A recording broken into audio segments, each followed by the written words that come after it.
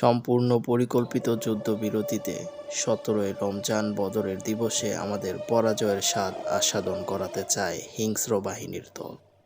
কিন্তু আল্লাহই একদিন এক একটা মৃতদেহ থেকে আমরা ফিনিক্স পাখির মতো নতুন জীবন নিয়ে ফিরে আসব ইনশাআল্লাহ। আমরা ভুলের মাঝে আছি। এটা আব্রাহার হস্তি বাহিনী নয় যে ঝাঁকে ঝাঁকে আবাবিল এসে তাদের থেতলে দেবে, বরং এটা দাজ্জালের বাহিনী যার বিরুদ্ধে পাথর আমাকে আপনাকে ছুঁড়তেই হবে। আসমান থেকে আবাবিল নামবে না। আমরা যদি অন্তত মানুষ হয়ে থাকি তবুও আজ আমাদের মুখের হাসি উঠে যাবে। আর মুসলিম শব্দের ওজন তো আসমান সমান। ঘুমন্ত বিশ্বকে জাগিয়ে তোলা দরকার।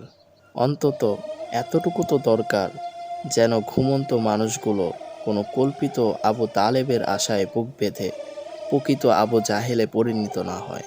ইয়া আল্লাহ, আপনি গোটা মুসলিম জাতিকে হেফাজত করুন।